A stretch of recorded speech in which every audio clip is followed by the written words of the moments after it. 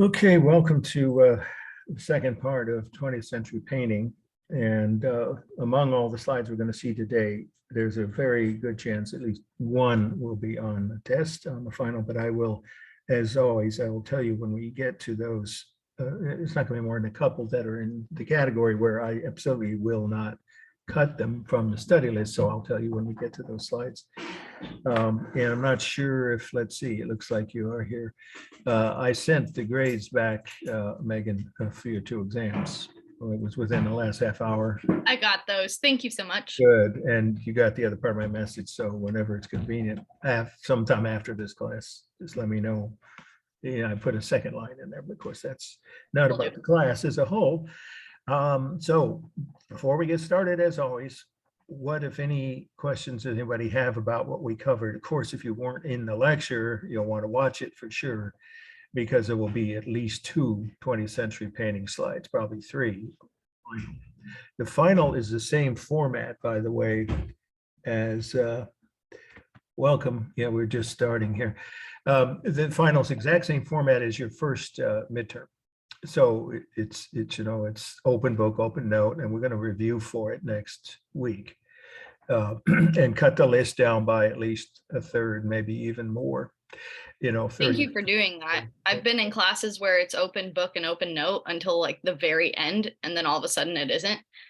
Really? I didn't know that was kosher, to use a good Jewish word. It's Or not. permissible. I mean, it doesn't seem fair.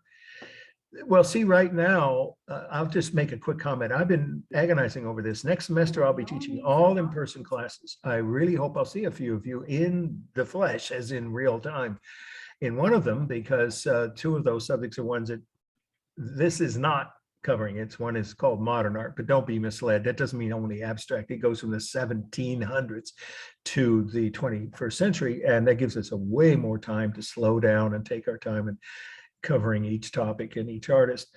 Point is, those are all in person, all 3 of the classes I'm teaching and many of the other art history classes. So I'm not sure what their policy will be about open book, open note. I did it because it wasn't fair to in-person students. If you guys had open book, by definition, of course, an online class, how else can you do an exam? You can't watch each person at home through the computer. This isn't 1984. The novel I'm talking about. Big Brother might be watching in some ways, but not on everyone's laptop, at least not yet. So I think I might try to continue the open book, open note policy for all my classes in person as well, as long as it's acceptable to the administration. But boy, changing the policy partway through, that doesn't sound right. Anyway, that's enough on that. Any the other class, are you teaching? Can you hear me? Yes, I can. Yes, Tom. 2.2? Yes, 1.2. 1.2 covers much the same thing, except that it goes into more depth. Well, that's what this is, right? I'm teaching 2.1, which is ancient art, and 2.3, which I love teaching because we have time to go into more artists, women artists, artists of color, other nationalities and religious, backgrounds, not just Western art, or mostly Western art. We're getting a little bit of okay. So I have to take 2.2. Well, oh, you do. Okay. Well, I will be teaching that at some point, but not in the spring. I have to take 2.2. Oh, shoot. Then I guess I won't see you in that class unless you want to take one of the other 2. Yeah, 2.3 is less of a requirement, but if you're an art history major or minor, it is required, I think, pretty sure. Anyway, those are what I'm teaching. 1.2. You can see it on the student portal has them posted, but you know why there aren't many sign-ups yet? I was worried. I didn't know all the classes have single-digit enrollments, all the art history classes, because it's still priority registration. So if you have disability accommodations, or you have taken 80, or maybe it's now 60 or more units already at SJC, then you can enroll in early. After, I think it's December 7th, ironically. December I 7th, have priority 1. So yeah, you could go ahead and enroll. But I just did. Yeah, good. Okay, well, I will maybe hear from you, some of you otherwise, but if you're going to take my in-person classes, I'll be able to tell you probably before the classes start by email, once you're enrolled, during the week before classes, whether or not they're open. I think they will be all open book and open note. Okay, let's get to, speaking of which, taking notes now for the final. let's start with this, our first must-know slide for today, and get it full screen. Okay, everybody can see this, right? Yeah, it says I am screen sharing. Yes. Okay. All right, here we go. This is, the artist's name is Kandinsky. You might be able to tell from that he's Russian. He was actually Russian Jewish. Kandinsky, Kandinsky, his last name, Kandinsky. The title is a little unusual. Accented, as to accent something, accented with an ED, corners, number 243 or 247, I'm sorry, 247. He did a series, you can guess from the numbering. He didn't do that many of the same type of thing. It wasn't hundreds, but he numbered them in different in numerical order. So I'll say it again, the title, Accented Corners, number 247, 1923. Okay, Kandinsky, we have to start with, as usual, who he was. He was one of the first abstract painters in Western art. One of the first. He was doing things like this even before 1910. So Picasso is credited with having invented, remember from last week, that's a really important subject, Cubism, right? And so Kandinsky had his own version of abstract that is more like what you see in abstract painting today, which is various geometric arrangements. This was his signature motif. So I'll say it slowly, various geometric arrangements or arranging of colors, shapes, and lines. This whole painting is all about color, shapes, and lines. There's nothing in from real life in this painting, although people look at it and say, oh, I see a banjo here. Well, I suppose you could, the neck and the, but then really look carefully. It's not really. And some other people say, oh, a battleship, with the guns pointing towards, the landing on D-Day or something from an American battleship. No, I don't think that's what he meant. These are just shapes, lines, and colors. So it is an early form of pure abstract art. And so let's see, how have we got, we haven't gotten to the last definition, which we will perhaps, we will actually next week. So there's no new definition to write, but on the notes for this slide, you do want to put that in those notes that you're taking, that he's one of the first pure abstract artists. Because remember, Picasso, without having to get too, well, let's go back for a moment and you'll see what I mean. I mean, you still can tell these are women. These are female human nude figures, right? You can tell, even though they're distorted to the point where they're in early, as we defined already, that term, you want to make sure you have the notes from that lecture with you when you take the final, what Cubism is, invented by Picasso. It's the first type of abstract art, but even in his version of abstract, he still can recognize objects from the real world or real life, like these grapes and a melon here, fruits, in other words, at the bottom, and a curtain behind the women and 5 female figures. There's nothing relating to, any recognizable object. So it's non-figurative is another phrase. You could put that in your notes if you want, though you don't have to use that phrase if it's on the exam. I am not saying this slide, haven't gotten yet to the ones that are so important for today that I won't cut them from study list. You'll see when we do the review, you want to be here for that. Which will be a week from today, because remember, the final in this class is on the 12th of December. Hard to believe we're almost at the end of the semester. So this is non-figurative art, and that means there's nothing in it you can recognize from real life. It wasn't meant to do that, to represent real objects. However, the artist's intention was that they were able to see what they felt or thought they saw. In other words, each viewer's imagination is determining what you see in this picture, your own imagination. And abstract art, of course, that's all about that. It's whatever the person viewing it thinks they see. And of course, in some cases where it's just a white canvas, with just solid white paint or black paint or blue paint, like you see at the Museum of Modern Art and some of the rooms there in the San Francisco MoMA Museum, there are paintings like that. Well, then there isn't much that you're going to see, except maybe the color evokes a mood, perhaps, viewer. But here you see an arrangement, geometrically arranged assortment of colors, lines, right? And shapes. The shapes are everything from, tall, narrow, almost shard-like things, a little bit like some of Picasso's paintings, but they aren't exactly the same. wavelengths, almost like some people think it looks like wavy lines anyway, and straight lines, circles, of course. And then, of course, the colors, deep blue, red, yellow, dark brown. And then obviously the lines are bold outline. So let's do the formal. Oh, one more thing about him. That's an important part of the meaning of who he was. He grew up in Russia. He was Jewish. And he left Russia to study art in Paris, like so many other successful artists did and still do, right? But especially back in the early 1900s.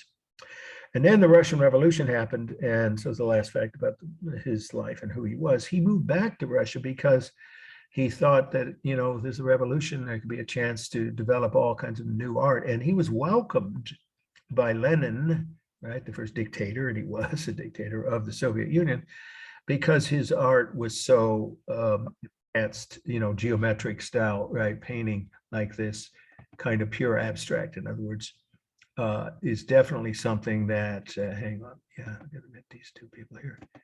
Okay, yeah, welcome. We're just getting, we're on the first slide, okay, of Kandinsky's, whoops, why is it? Come on, there we go, get it off the screen, yay. All right, likes to play hide and seek, here we go. So Kandinsky's Accented Corners, this particular one is one of those that has no representation, I was just saying for those who just joined, of anything from real life. It's all shapes, colors, and lines, and nothing from, you know, recognizable from the real world. So he was, last thing I was saying about him, and then we'll do the formal analysis, is that he was invited back to Russia. Well, it's part of the Soviet Union by that time, and welcomed at first by the first ruler, dictator, Lenin. But when Lenin died, Stalin hated this style of work. So Kandinsky left Russia because he was rightfully worried about his safety. Both Hitler and Stalin imprisoned artists that they didn't like. Kind of sadly sick attitude. You know, you don't like some art, and so you're going to punish the artist for creating it. So he left wisely. Then it was the Soviet Union when Stalin, around the time Stalin took over, and moved back to Paris, which is where he lived and did most of his work for the rest of his career in France. All right, formal analysis. It is beautifully balanced. I mean, this shard, or what do you want to call it, you know, pointed object here, and this set of, you know, narrowing lines, they roughly balance each other, as do these two sets of lines. Right, looks like almost part of a rainbow, and this kind of wavy. It balances roughly both ways, left to right and top to bottom. That's not accidental, that's very conscious. Of course, the lines that you do see are almost all bold, as you can see, right, on all these points I've been mentioning. There is modeling here, but only on the dark brown segments. Some of the objects have dark brown coloring, modeling, I should say. And then the color obviously alternates. Warm, cool. You guys can do all this part now by here, right? Cool, warm, neutral, cool, warm, alternating throughout the whole piece. And then we have the rhythm. Oh, that's what it's mostly about. Abstract art is repeated overall shapes, you know, rectangular or even all squares, aren't they, on the dark brown patches? And then these lines here obviously create rhythm, right? And some of the other objects are similar in shape, circles and so forth. So it's full of rhythm, it's dynamic. There isn't a straight line in it. It's totally dynamic. For space, there is no technique for space unless you count overlapping, because these sets of lines here, right, do overlap the background of the objects behind them. So there is overlapping, but that's it. There's no foreshortening or any other technique for space. And there's no proportion or scale that you can recognize here. So nothing is distorted or altered in the area of proportions and scale. And then let's see, textures. There's no simulated textures here. There would be no need for that. Okay, balanced, I think that, yeah. Okay, moving to the next one. Did I cut this out? I did. So I will be brief, but boy, this is a powerful image. I might include it. Well, I will include it in the Art 2.3, and you'll see a lot more of each of these periods and more. For instance, we don't just do 2 Van Goghs and 2 Rodins. We already covered those, remember, artists, but when we have 2.3, we have time to go into more depth about each of the artists that we cover. So this one is a German painter, Beckmann was his name. And this is a nightmare scene. I'm not even give it the title because there's different versions of, translated from German. But the title I've heard most often is The Nightmare or Dream, which of course a nightmare is a kind of dream. It's all about what happened to Germany after World War I and the massive inflation and poverty that hit the average citizen, and how many of their veterans who'd fought in World War I, and of course they lost that war. This is a veteran who lost both his legs and probably had, a brain injury here well, does he even have crutches? Yeah, he does. He has crutches. And so that's one victim of what the country was going through. This would be 1921. This was painted. The inflation was so bad. We talk about how bad inflation is here. We have no idea how bad it can get. Countries around the world, even recently, have had inflation much worse than ours. But Germany had the worst probably ever in modern times.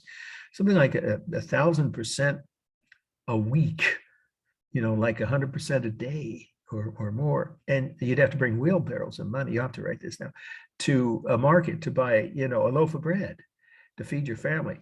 And here's a homeless man, right, who's also blind, begging, playing a musical instrument here, hoping people. And here's a merchant who's either been beaten up and robbed, or is just himself, perhaps also disabled somehow. And he's carrying a fish, and the symbolism of that is. A fish rots from the head down. You may have heard that phrase. It's an old, I think it's a Jewish or German proverb originally. And I've heard it here in America too. It implies that if there is a bad scenario, a situation in a country, it starts with either the government or the ruling class. That's what this painter's saying. He had a strong social justice belief. And then this is the saddest of all. Here's probably like a 12-year-old girl that's been abused physically and almost certainly sexually. So he's talking about all the horrible, the suffering of the majority of German people. Hitler hated his paintings. And when Hitler took over, this guy Beckmann left and moved to the United States and started painting in America. Okay, this is the one I'm not cutting from the study list. It's one of the more important ones for today. Chagall, Chagall, was his last name. I, that is as in the pronoun, not the object. I and the village, 1911. Well, here's another Russian Jewish artist, but this guy actually became internationally famous. He was not just a painter, he was a stained glass artist and a sculptor as well, but he's most famous for his paintings. He was Russian Jewish, and there's an evidence of that or indication of that in this painting. So we're going to talk about that here. Let me let this next person in here. Oh, okay. Here we go. Welcome. We're just on the second must-know painting. I forget you have to do both. All right, so I in the village, what does that mean? Oh, the year, I already gave it, 1911. Okay, this is his childhood memories of growing up in a Jewish ghetto. Yes, the word originally ghetto is a Jewish word, right? Actually, it's Italian Jewish, but there were ghettos, of course, in all over Europe in the early 1900s. So this is an indication of the area of the town he grew up in Russia, where Jews had to live in a certain neighborhood, weren't allowed to move, and weren't allowed to do certain kinds of work, but they were allowed to own land, homes and farms. So his parents were farmers. That's his father and his mother there. His father with a scythe and his mother, doing something, preparing, maybe in the kitchen. The Jewish houses, in his estimation, in that neighborhood within this larger Russian community, are upside down. That's his symbolism for showing where Jewish people lived when they were in the ghetto. But he's not remembering it as a particularly depressing time, because luckily for his family, there were no pogroms. If you don't know what that is, P-O-G-R-O-M-S, certainly anyone who's Jewish would know what that is. When the Tsar's soldiers would, ride through Jewish communities and, rape and burn and kill people at the order of the Tsar, right? So this was a period when there was oppression in lots of Russia, but not in this particular area. where he grew up in northern Russia. So his village memories were happy ones, surprisingly, you might say. So he's showing that his family, and that's his mother again, milking a cow on the family farm, and they own a goat. Well, it's a goat, isn't it? I think they're both goats. Yeah, right. This is definitely a goat.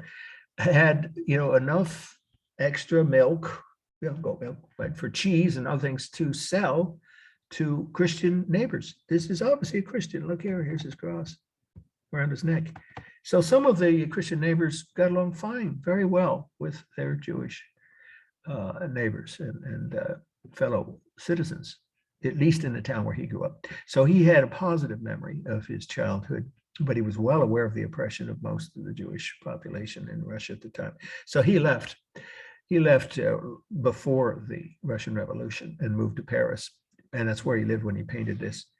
But one more thing about him, when I said he became internationally famous, he was so well admired, you can say, well respected, that he was invited to do stained glass windows in synagogues, Christian churches, and mosques on every continent. That's a unique record for any artist. Matisse, sorry, I say Matisse. It's my aunt Indiana. We covered him last. Now he's a really important artist. Remember that Red Studio. If you joined that lecture late or didn't see it, go to the end and make sure you get the notes. I'm giving you a heads up. Very high probability the Red Studio by Matisse of being on the final.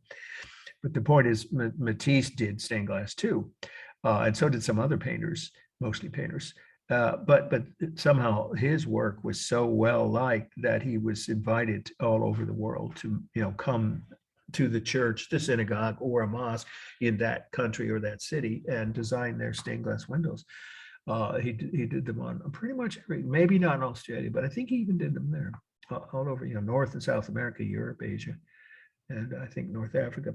So he was internationally recognized, and he lived to be nearly 100 years old.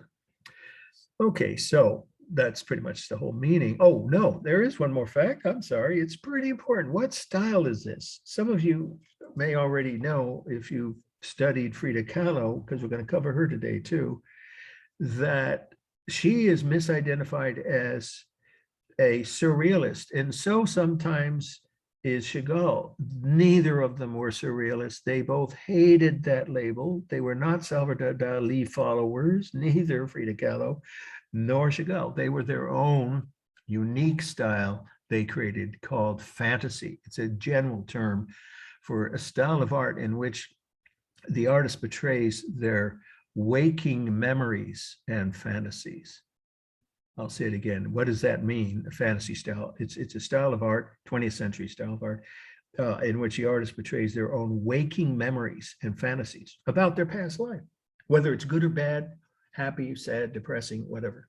In this case, it was a positive memory for him. Okay, so formal analysis. I love the way that the green on the modeling, of course, is very powerful here on the Christian farmer's face, and then the modeling on, the odd patterns of it on the face of the goat.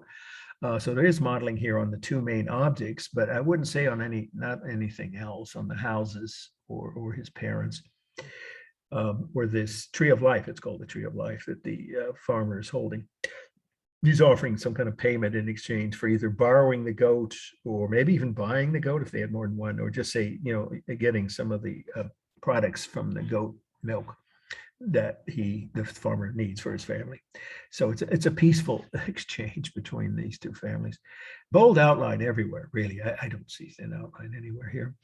And then we have the rhythm, of course, of the actual eyes, as in eyeballs of the human figures.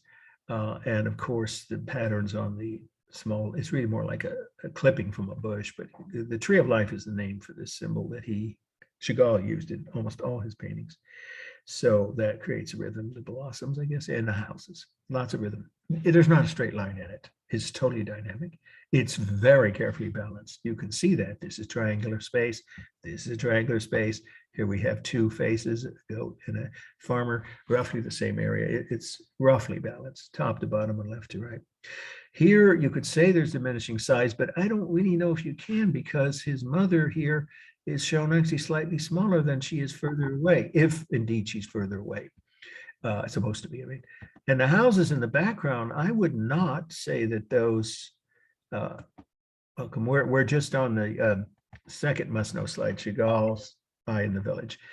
Okay, so we're doing the form analysis. So the point is, I don't think you can say there's diminishing size. That implies similar objects that get smaller as they go into the distance. I don't see that here.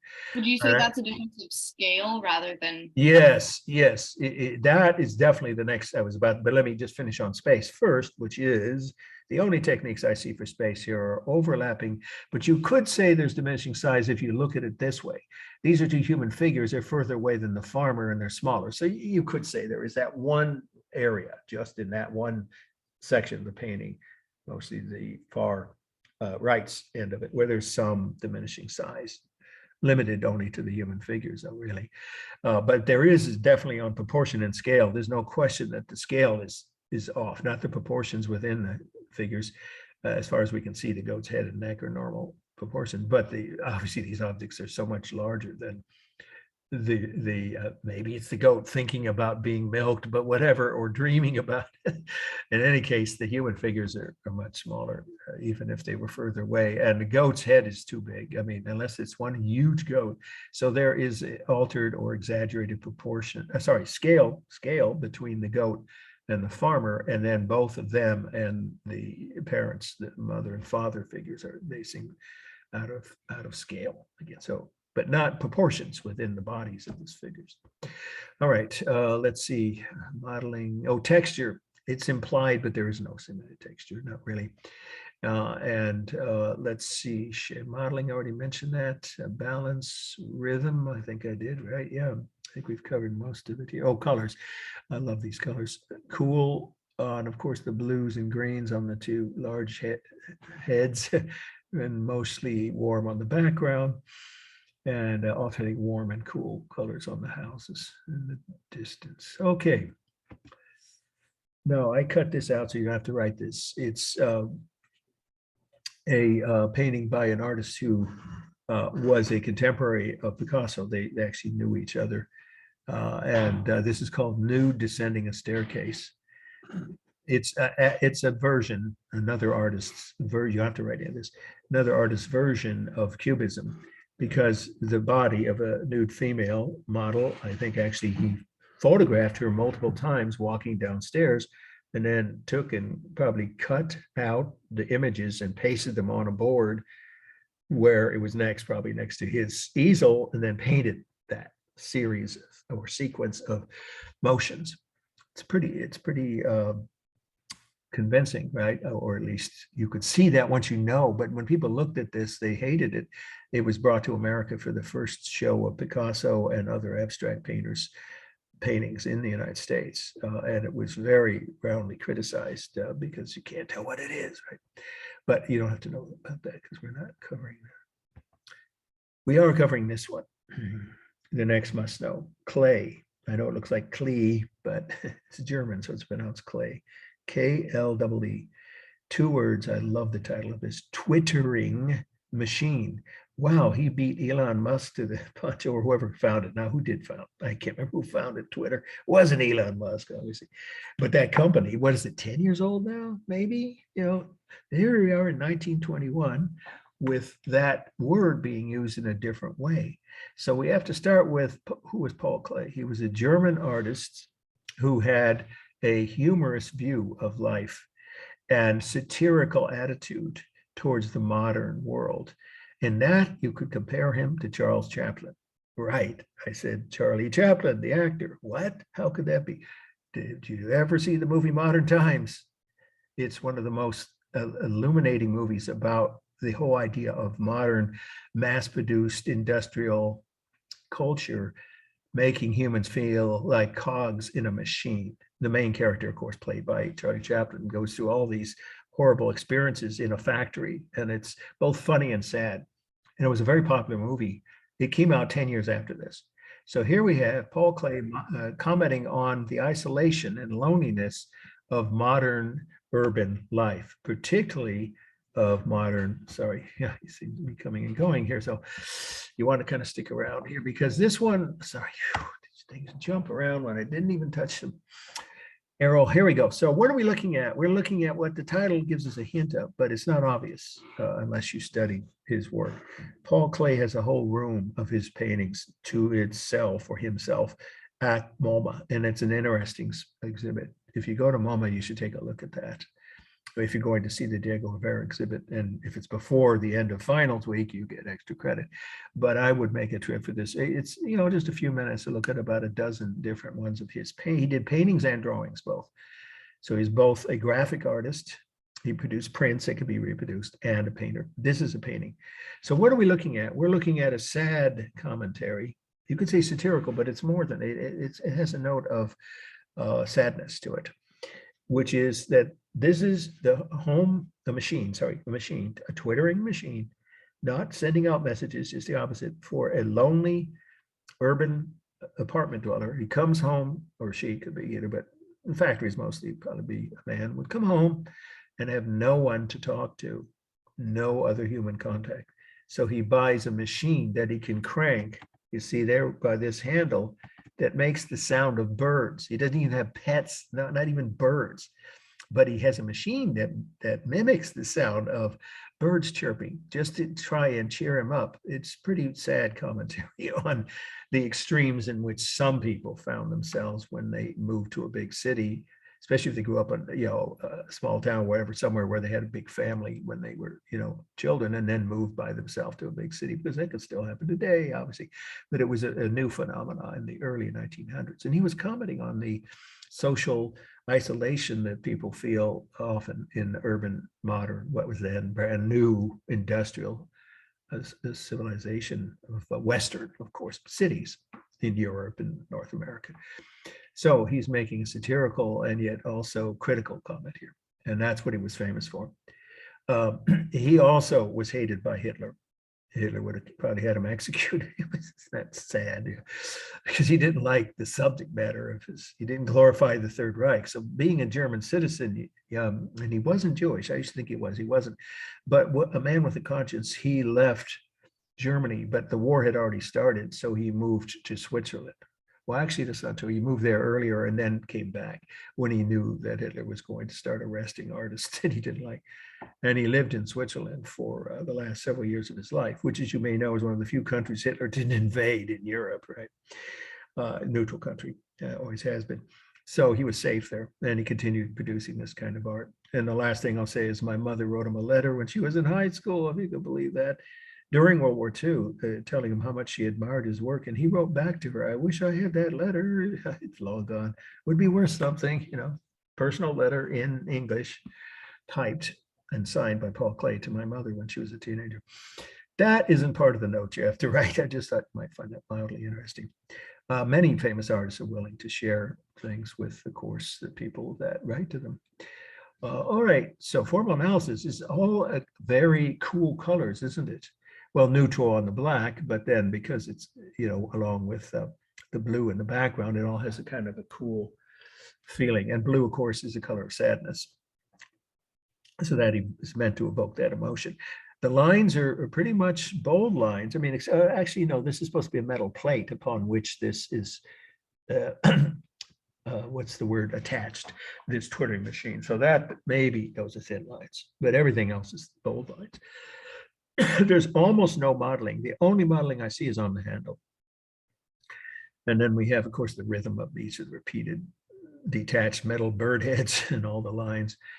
It is mostly dynamic, even though some of these lines might look like this one's almost straight, but look at the majority of the lines are diagonal. So really only the handle is stable. Even the platform, the metal platform or base, if you want to call it that, those lines are diagonal. So it's mostly dynamic. For space, there really is no technique for space. I don't see any. I don't even see overlapping here. And there is no simulated texture, it's just implied. And then I think I said it's all, yeah.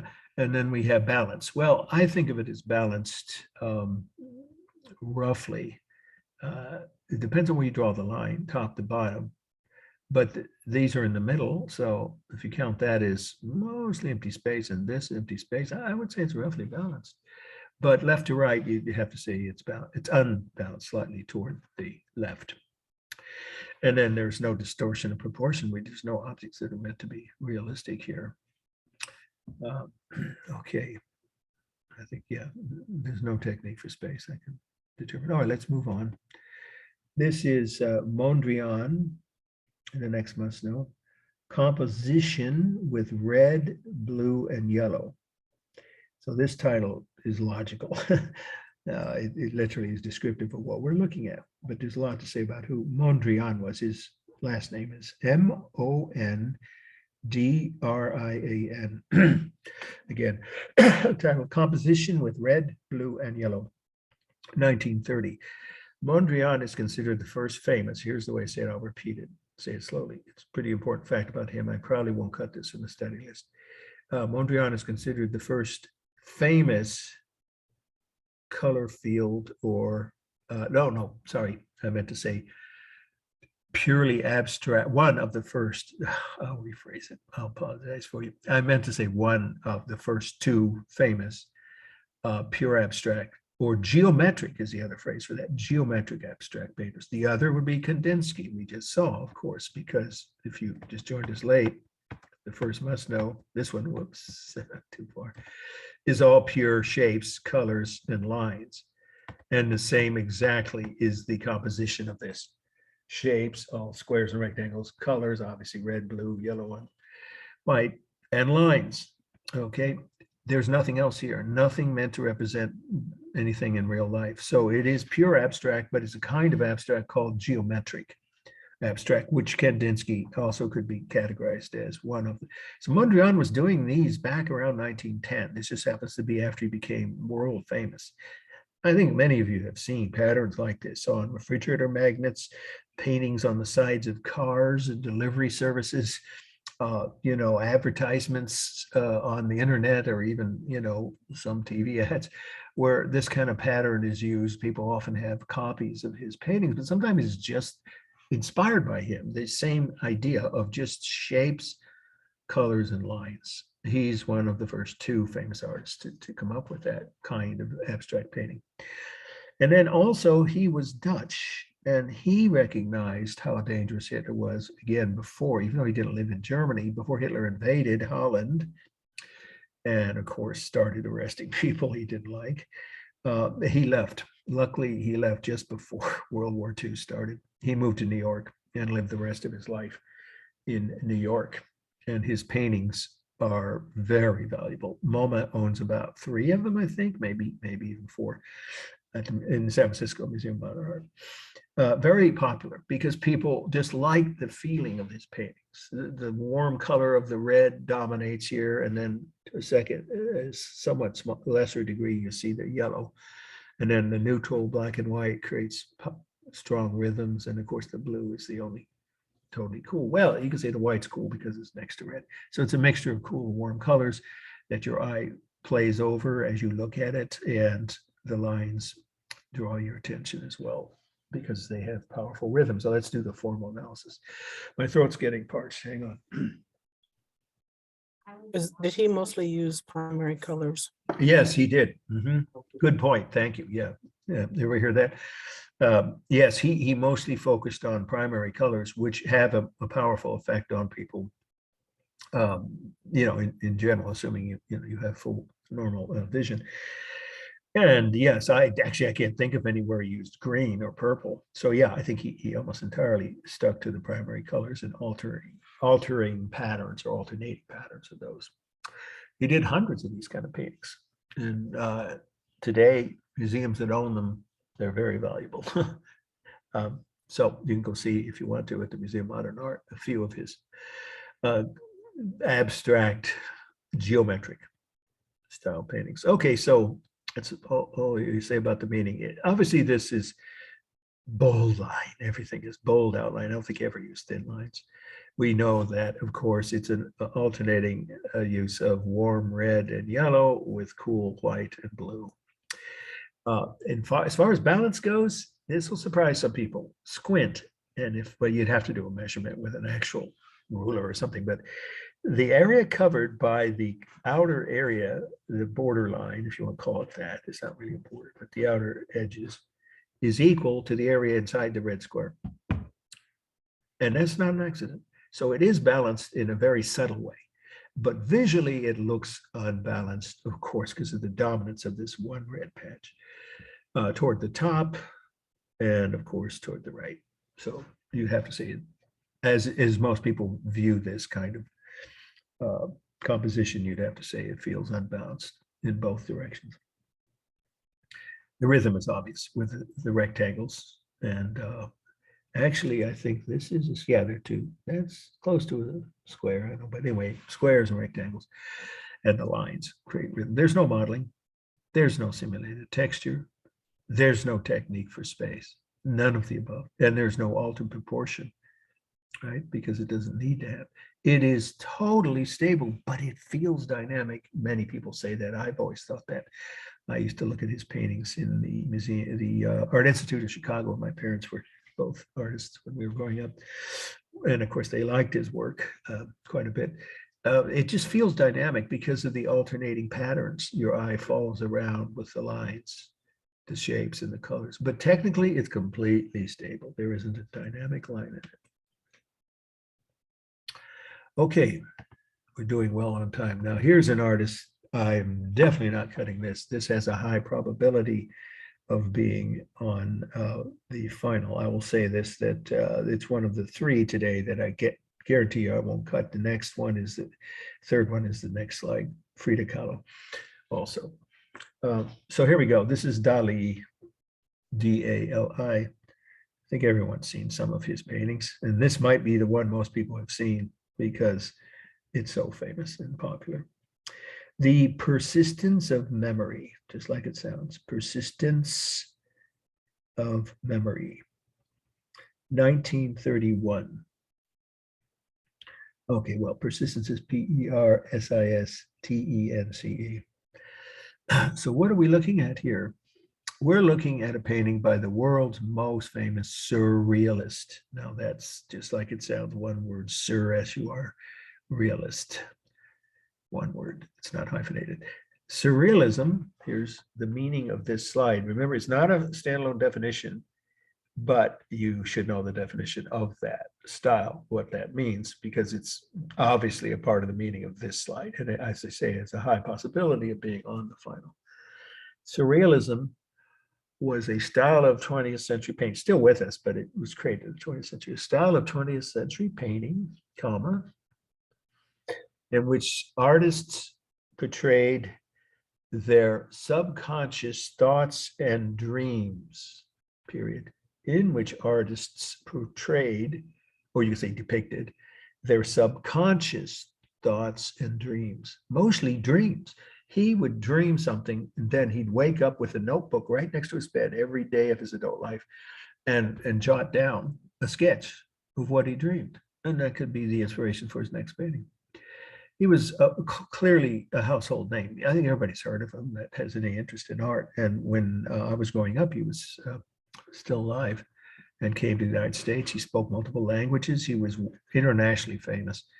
And there are museums of his paintings on several continents. And he and Picasso didn't like each other. I know that, even though they were both from Spain. If that's not obvious, I should say that. He was from Spain too. And he's about the same age as Picasso, but they were rivals. Not friendly rivals. They criticize each other's paintings, ironically. Anyway, so Dali became an international figure, a star, literally. He was in movies. He designed sets as part of the meaning. What do I mean by that? Besides his paintings were popular and museums bought them and people individually commissioned paintings in every major country in the Western world, at least, and some in Asia too. Besides the paintings, he also did set designs for Hitchcock movies.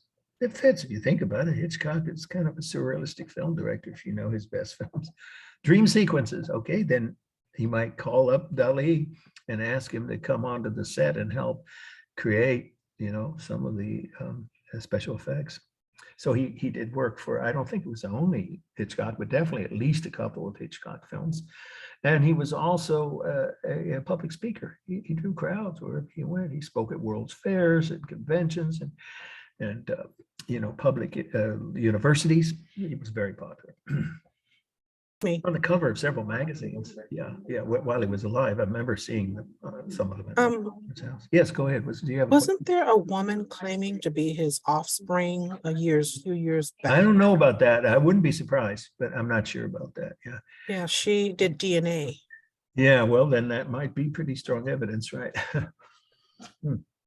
Anyway, I'm not sure about that, but if you know of an article about it, you could send me the link, and that's worth 5 points extra credit, of course. So let's talk about the meaning of this painting. There's been debates over it, but there's some things that Dali himself said, and others, many of his paintings, he wouldn't explain any of them or any detail. This one, he did say a couple things. The melting watches are symbolic of the passage of time, the inevitable passage of time, meaning our inevitable mortality or death. So he was obsessed, as he said many times. You don't have to even guess. He was obsessed with both sex and death.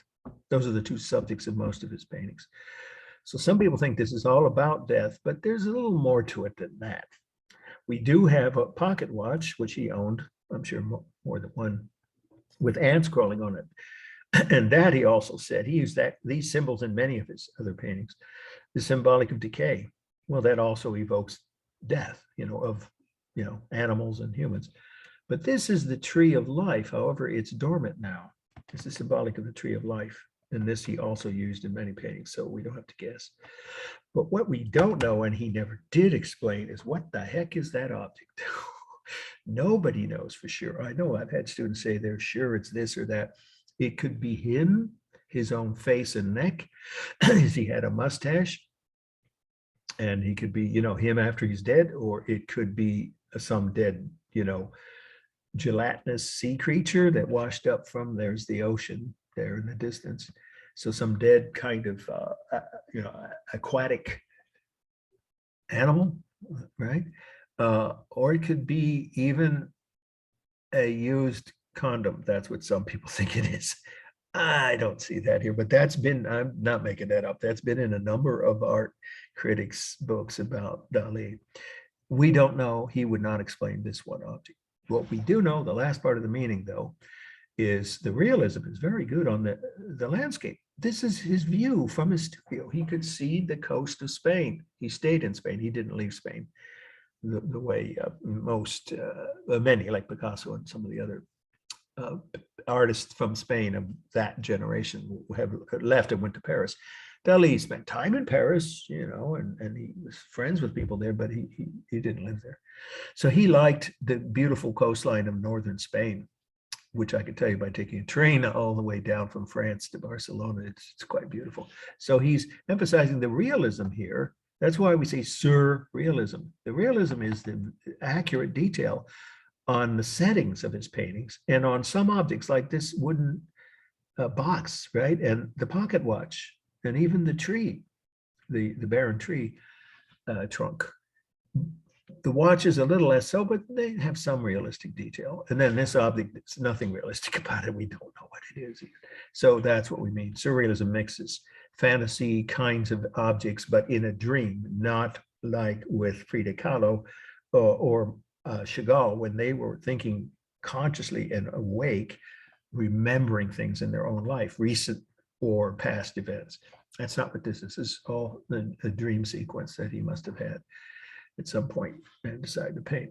So the coastline is very accurate and realistic. There's also no explanation of why there's a giant metal plate sitting here on the edge of the coast. Nobody knows. He didn't explain that.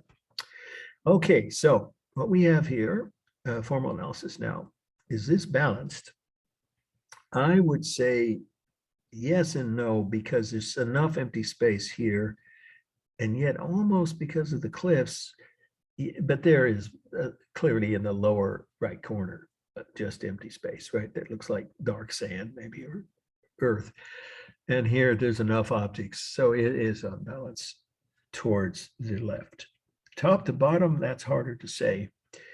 I think it's roughly balanced top to bottom. Depends on where you draw the line. If you draw the line here, then there's part of this strange object on the shore, the tree, this watch, and the coastline. I'd say it's roughly balanced top to bottom, but you might feel that it's weighted more toward the bottom if you think of this as the midline. All right, rhythm, obviously. The melting watches, the ants on the pocket watch, the cliff details on the cliffs. lots of rhythm. It is mostly dynamic, but there are stable lines on the edges of this metal plate and the wooden box. Mostly it's dynamic though. For space, here you do have some hint of foreshortening. You can say minimal, but it appears to be a little bit of foreshortening. It's a little wider here, this box, and so is the metal plate. There's definitely obviously overlapping. Is there diminishing size? No, not really, because these objects, there aren't multiple examples of the same object going in further away from us. So no, but is there atmospheric perspective? You decide. That's supposed to be the water or the reflection of the sun. I don't see a blue hazy look in the distance, but there probably is a vanishing point. That's where the horizon would be, but it looks like a foggy day. So there probably is scientific perspective. He did use scientific perspective by his own admission on many of his paintings, but I don't think he ever talked about that here. So it possibly has that. Definitely has overlapping and foreshortening. Somewhat on the cliffs. Okay, the lines here are thin outlines. The similar texture is quite realistic. That's a definition of surrealism. Everything is, even the object that we can't identify that isn't real or based on real life, object of any kind, it's still sharp details on all the main objects and the background, the landscape, except for the horizon. So is there modeling? Yes, again, strong realistic modeling. It's a signature motif that he used quite a bit of. He likes strong modeling. Again, the realism half of the style he was famous for, surrealism, implies you're going to have realistic symmetric texture. Now, proportion, I don't think you can do that. Or scale. Things are distorted, but not in any way we can identify as larger or smaller than real objects. So I don't think you can say that's part of this composition. And the colors are warm on the entire landscape, including the cliffs and on the wooden box, cool on the watches and the strange objects on the shore or on the ground. And of course, the background of the sky, the metal plate, and the gray tree of life. So it's a mixture of warm and cool. Okay. I think everything I said is thin outline, right? All right, pretty important. And now this is one I won't cut from the study of this. Kahlo, of course, Frida, Kahlo, self-portrait, that's hyphenated, self-portrait with thorn necklace, 1940. I'm going to go ahead and say that if you haven't seen and you need some extra credit, there's so many options. I will send you at least one more email, maybe a final one during final exams to remind you that the deadline for the extra credit is later than the deadline for your papers. If you haven't done your first paper, you've got about 8 or 9 days to get that done, and sooner, hopefully. Point is that this would be an easy extra credit option if you haven't already done so, to watch the movie Frida. It's superb. It's one of the best movies about the life of any artist. Salma Hayek just knocked the ball out of the park, as the phrase goes. She became Frida Kahlo in that movie. It's so well done. And Alfred Molina playing Diego Rivera, he also became, he learns, he's of Italian British heritage, but he learned Spanish and pronunciation correctly. Of course, Salma Hayek is from Mexico, so you didn't have to study for that. Maybe you know this about her, so now you should start writing. In other words, you look up that movie, you watch it, and you write 2 pages of what you learned about her career or her life and her art, and send it to me as a PDF, and you get 10 points. That's one of those extra credit options that hardly anybody has taken advantage of. Frida. She's also Lebanese. Yes, she is. That's true. Half yes, Lebanese and half yeah, that's Mexican. right. Yeah, yeah. And there's also, of course, Shakira, who is Colombian, and I don't know if she's Lebanese, but I know Arabic mixture. It's interesting, those cultures. Anyway, what we're looking at here is her at the low point in her adult life. If you don't know all this, I hate to repeat something that's become a cliche. She was severely injured at 18 in a streetcar accident. If you don't know this, you should be writing this, because it could be on the essay part of the final, in which she was nearly totally crippled. Luckily, she did learn to walk, but she had pain the rest of her life. She was in bed for months recovering, injured in a streetcar accident in Mexico City. That's where she lived. at that time. And when she finally did recover, she had studied painting, well, not studied painting, but practice. I meant to say practice painting while she was in her sickbed. And she became quite skilled at her own version of fantasy painting. Now, some people call her surrealist because of the realism, and she always stuck to realistic detail. We'll talk about that when we do the formal analysis. But nonetheless, she is not a surrealist. She hated that term, so don't call her that. She was a fantasy painter in the vein of Chagall, only her detail was more realistic and recognizable. So this is after her husband had cheated on her with her own sister. That would have to be a low point in any marriage. Bad, bad, bad. Yeah, it's in the movie. It's well, that scene is pretty powerful where she discovers them in her own home. In her I remember own that. bed, yes. So she immediately divorced him. Well, it took a while. It was a Catholic country, but anyway, she filed for divorce, and for a while they were separated, like over a year. I think it was 18 months. And that's when she painted this, when she was disillusioned with having lost his love because she met him early on in her like early 20s, and he was 30 years older than her. But they were in love. There's no question they loved each other. They were both talented artists. We'll talk about Diego Rivera in the very last Must Know in just a couple of minutes. Well, so she married Diego Rivera. He wasn't faithful. At one point, she just couldn't take it, so she divorced him. And that's what this is. It's the disillusion and depression that she felt at having been betrayed by her then former husband. But they missed each other enough that they got back together and remarried and stayed married for the rest of their lives. Then she felt free to have her own series of affairs, which she did with Trotsky. If you don't know who Trotsky is, you should look that up. One of the world's most important people at that time, and Stalin had him murdered in Mexico City. He was one of her lovers. So was George O'Keeffe. So she was obviously bisexual. In New Mexico, I believe, is where she lived at the time when Frida stayed with her, and they had, affairs. And then she went to Paris on her own to exhibit her paintings, where Diego stayed behind in their home in Mexico City. And again, he couldn't complain. So they had more of an open marriage, in other words, after they got back together, but not at the point where this was shown. Look at the disillusion, the sadness, the depression. It's beautifully portrayed in her face. And then we have a cat, black cat, and a monkey. Those are Mexican folklore symbols. And there's there's a debate as to whether the monkey represents evil and the cat death. That's what I keep hearing, but I've also read that it's the opposite. So just say those two are symbols of loss and bad things, let's say, depressing things in life.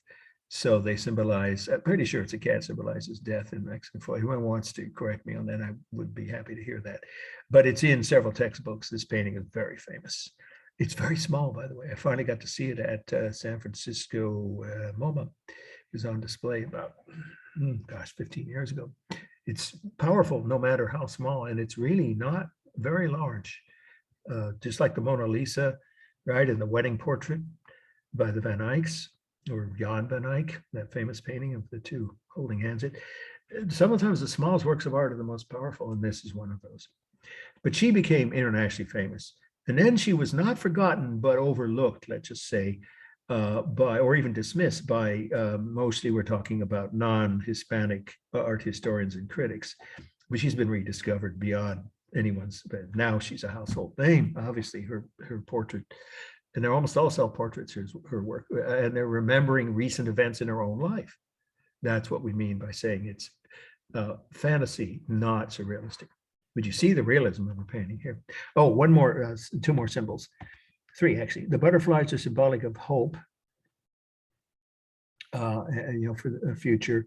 And the hummingbird is symbolic of a lost love. And the thorn necklace is symbolic of betrayal, which is because, of course, Jesus in the Bible, as you might not know, if you don't usually write this, was betrayed by one of his own followers. So she felt betrayed. So that's why she has the thorn necklace with blood dripping on it, on her neck.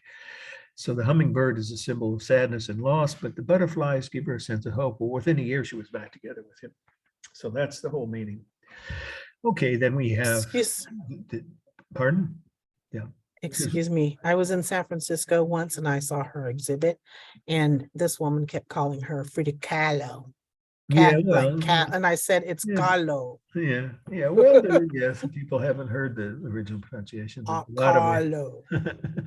So she obviously became a household name, and this is just one of the many famous paintings, self-portraits, almost all of them that she did, or portraits of her and Diego Rivera together. Okay, so what we have is super sharp symmetry texture. She was a master at that. Look at that on her hair, on her, in the phrase, she used it herself. So this is not in any way pejorative. The unibrow. She chose to stay the natural, she called this the natural growth of my own body. I'm not going to change it or not paint it the way I really look. So she wasn't self-conscious about that at all. And she wore native, sometimes Mexican attire, and other times Western. Her father was German, I think Jewish heritage, and her mother was Mexican. So she had simulated texture down to a T. I mean, look at the fur on the monkey and the cat, and even on the hummingbird, the feathers, and then the thorn necklace. It's superbly done. Thin outline around everything is what you see here. And then, of course, the rhythm of the thorn necklace, of her own face, of the butterflies, and the leaves behind her. Here, there is, I think, overlapping, and I would say foreshortening on at least the cat's back. Maybe on the shoulders of the monkey too, but I don't see diminishing size really. Again, it requires multiple objects fading in the distance here, and it's too close to be scientific perspective. Colors warm on her, neutral on the two animals, and hummingbird cool on her white blouse and green leaves behind her. It is both stable on her and dynamic on the animals and the leaves. And the whole background is dynamic, as is the thorn necklace, but her body is upright and straight. So it's that's stable. And she's the largest mass. I haven't been doing mass, have I? And then the next largest would be a close call. Maybe it's the cat and then the monkey. And I already mentioned, let's see, rhythm, dynamic. Modeling is strong and realistic in all of her paintings, as is, of course, the textures. Let's see, am I forget? Oh, proportion and scale. There's no altered proportion here.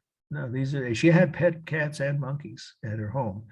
I think most of her adult life. So she would have painted them from real life, and they would have been the correct scale. Again, scale is between different objects or bodies. There's no altered or distorted proportion or scale in this painting at all. Okay, our last muster, we're going to end close to on time. I love this painting, and it's at, I'll bet, let's see, Tanya, you said you went to this exhibit. This is there now, isn't it? Yes. Oh, it's owned by the Museum of Modern Art. It's one of the few Yeah, it's world-class there. paintings that they bought from early 20th century. Our last must know, Rivera, R-I-V-E-R-A, the flower carrier, 3 words, the flower carrier, 1935. Diego Rivera already said, so if you didn't already know this, or you didn't write it in the last notes from the last slide, you should know. He was Frida Kahlo's husband, but he was already famous before he met her. And he was here's what, just say most historians, always keep it simple. Most historians consider him the greatest muralist. That's the right word. There's no other word for the big paintings he did. He's more famous for those than easel painting.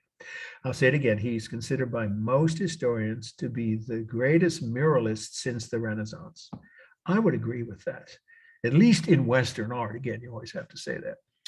If it's not obvious he was Mexican, that's where he met, married, and lived with Frida Kahlo. He was very proud of his heritage. He was also a communist. And he believed at the time, he didn't know how bad Stalin was. He probably should have investigated, but whatever. He just, believed that the system that at that time, of course, what do you call unfettered or unlimited? The right word is laissez-faire. Don't ask me to spell that. It's a French phrase you may have heard for capitalism with no controls, which there's no denying it led to the Great Depression. So what's he saying here? His whole career, he focused on the suffering and the dignity, both the suffering and the dignity, or the injustice to and dignity of working class people. in America, in Mexico, in Europe. He was famous all over the world. He was asked to travel to many countries and paint murals in buildings, including right here in the Bay Area. In San Francisco, he left behind, I think it's 5 murals in public buildings, including the campus of San Francisco City College, and I think it's one of the public libraries. I can't remember now, but there's several buildings in San Francisco that he left behind. In a bank, one is in a bank. One's in a bank. Oh yeah, that's right. I remember now. Yeah, it's at least 4 or 5. And he did multiple murals throughout the US, Chicago, Detroit, New York, San Francisco, of course, and a couple other cities, and in Europe.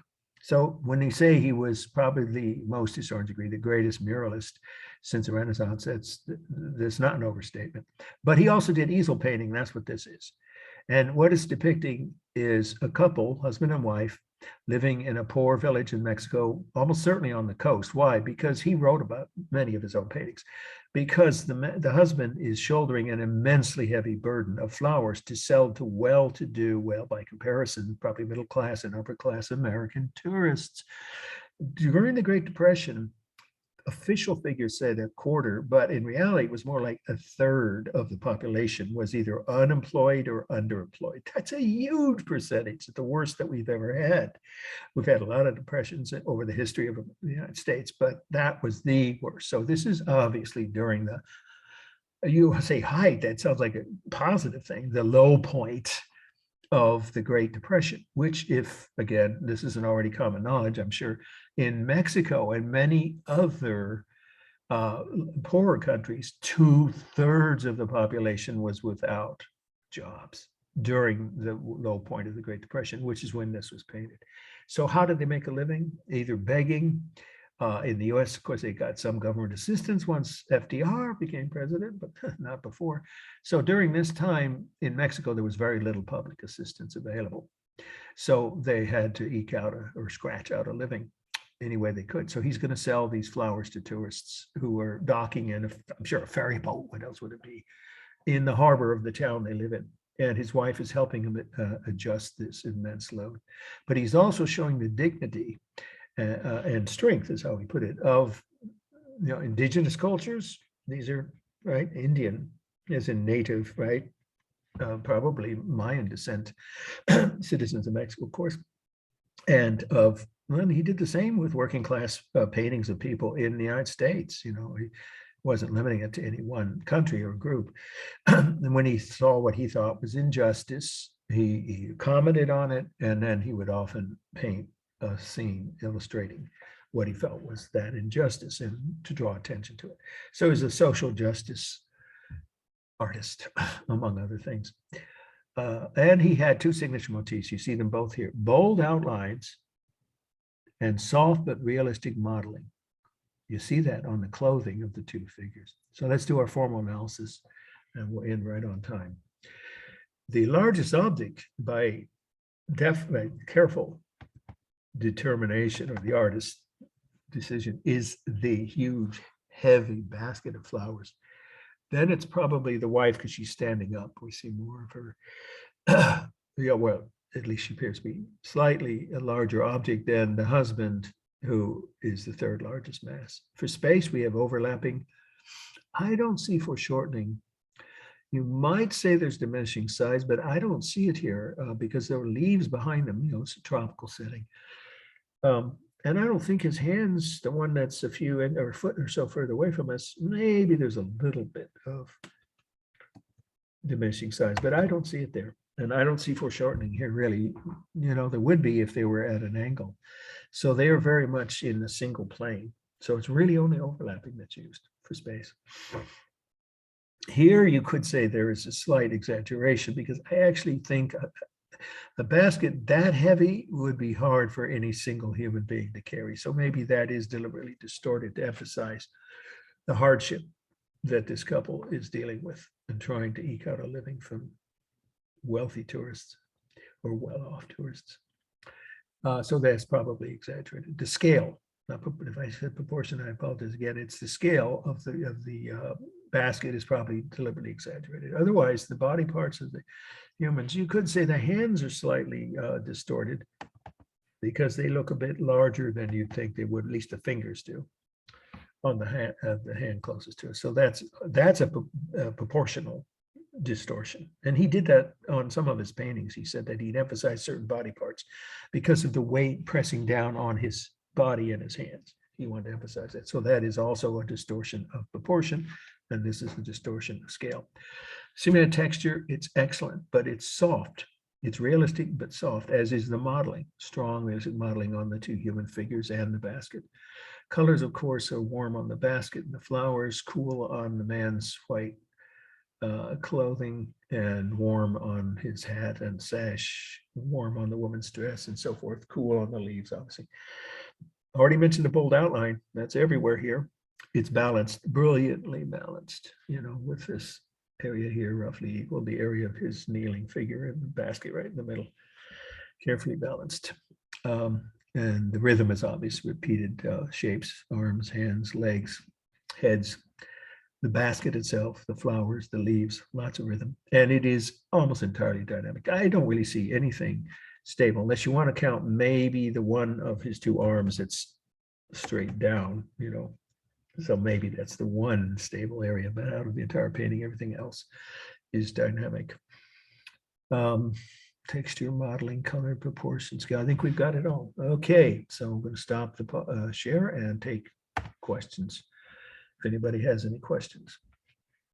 I think you can see that the topics we're covering today are some of the most well-known for many people who have an interest in art before they took any classes like this in the history of 20th century painting. And these artists are still very influential and of course, popular. And more so as time goes on. Movies, documentaries, books have been written about them all. So, okay, I hope you all know that we're down to less than 10 days before any late work needs to be turned in. I'm not going to repeat the list of people that I already did that. If you weren't here on the lecture on Monday, you will see I'm not trying to point fingers. I'm just trying to give people heads up as a final notice, if you will. Not a warning exactly, that you need, if you didn't get your first paper in, you've got until the end of next week to do it. And don't wait till the last day. Yeah. Sorry, questions? Go ahead. I concur. I think that everybody should see that film about Frida Kahlo. Yeah. Oh, I absolutely. saw it years back. Yeah. Yeah, I actually meant to buy it, but I don't think I could have found it online. Yeah, so because it's good enough, I've watched it like every several years. Came out in 2003, didn't it? I think. Yeah. I don't know when it came out, but I know I've seen it at 20 least years ago. twice. But you can find it streaming. Yeah. Because she was quite young when she did that. Mm-hmm. Yeah. Yeah. And he the was whole cast, so. all of the cast is great. All of the actors who play his friends of Orozco, one of the other great. She had the patience of Job, because I don't think I could have taken my husband back if he slept with my sister and got her pregnant with twins. I don't think I could have done that. Well, then there's, that's an extreme example. But then we all know there are other famous couples. Elizabeth Taylor and Richard Burton, same thing. Yeah. Happened. Some would say it almost happened while Bill Clinton was in the White House, but obviously they got past that. Oh, yeah. I'm not coming on any of that because that's an individual moral. That's true. issue. That is true. But I'm just saying that she was a very strong woman to have overcome. I mean, look what she became. The first thing was the injury that would have made most people lifelong depressives. She didn't let it stop her. She became a world famous painter. Yeah, it impaled her uterus. I mean, that's she couldn't have children. She kept having operations for the pain, and they didn't work. Maybe today. Well, she did have one child, but it didn't live. Well, I meant, children. Hey, Mr. Wilson, I actually had a question in regards to the final examination. So it says on our syllabus that it starts at 6:40, but I know it said that with all the other ones. So I just wanted to make sure. I'm going to send 2 or 3 emails as reminders. Good. It starts at class time, correct? And then we have until midnight to turn it in. That is my bad. Perfect. Because I thought I caught that. And I did in one version. I think I sent an email, but way back in the beginning about that error. It is my mistake. I apologize. Obviously, we aren't going to make you guys do something when you're not normally in class. It's in real time, so it has to be right. So take your pens if you're listening, or if you're watching this later as a replay on YouTube, which will be posted by 8 p.m. on Friday, if not sooner. Will it be the same And it format? begins at 3:15 p.m. And it goes, do we have to stop working on it once the class time is over, or is it going to be like the other ones where we have until midnight? Just like with the first midterm, You can keep working and it will be due by midnight. See, there it Okay. is. Okay, Yeah. perfect. Just So wanted it's to the make sure. same Thank you. format? It's the Yeah, so same- try to zoom in or log in. I meant log in by 3:10. Most people are here by then, and you don't want to log in late because I'm not recording it. It is a real-time exam. Now, if someone has a medical emergency, they have to, it's not my rule, it's the district's rule and the art department, which is that you need to show me written evidence that you had a medical emergency, but how can you know ahead of time? I don't know. Because there's nothing I can do if you don't tell me till after final exams are over. I have to submit the grade as they are by the time. And they moved the deadline up for us, all of us instructors, to turn our grades in about 5 days earlier. I don't know why they're doing that. It's ridiculous because. And is it the same format, the same way we did it the Yes, last the time? first midterm, which is slides. We're going to talk about that. Remember, we're going to review that next week. Okay, And so I it'll can- be more than one slide. Yeah, it was what we had on the first midterm, 8 Okay. slides, 8 slides. But Okay, exactly the same format. However, because this isn't, it's been a while, I will review and recap and remind people when we do the review next week. Okay. Definitely. And I will send out an email about that. In fact, I'll probably do it as soon as this recording gets processed. I can't do it before that, once that's done, if not by tomorrow at the latest. As a reminder that my mistake on the timing, obviously, you're not expected to log in at another time than this class is scheduled for. So that'll be 3:15 on the 12th of December will be the final. And I'll remind people multiple times. Okay. Any other questions anybody has? that's it. Okay, you guys take care. Have a good weekend. Oh, well, yeah, right. It's coming up. Did you do that walking tour? Yeah, about 20 people came. Yeah, it was a Oh, nice. okay. The other one? Yeah, yeah. And I picked the right day. If I'd pushed it back to the 20th, there would have been a strike on campus. We would have been alone. I Oh, wouldn't have that's walked. I would not right. walk across a picket line of people who do what I do and are Mm-mm. being paid less than a living wage. It's ridiculous. In Berkeley? No way. Yeah, That's it's the richest, crazy. one of the 2 or 3 richest universities in the Western US, and it's paying their people peanuts. Some of them just got a contract and it is better than what they had before, but only I don't part know of it. how they get away with that. Well, yeah, it's called Masters of the Universe syndrome. You've heard of it? Yeah, Yes. people who think of themselves that way, and that every big institution has people The like that. administrators some of them don't even have master's degrees Yeah. and they make more than the instructors. Yeah, yeah. I don't understand that. Well, I won't comment on that, but you draw your own conclusions. Okay. Anyway, the accurate observation. But right now, I think we can, call it a day. And I look forward to seeing you all next week, because you don't want to miss the last section of slides, because there'll be at least one of those on late 20th century painting, plus a review for the exam. That's the 2 classes next week. All right. I'll see you on Monday. Take care. Now I can go have a hamburger. Yeah. I'll have to eat lunch. Yeah. I'm just going to relax here with my daughter. Okay. Thank See you. guys Bye. later. Bye.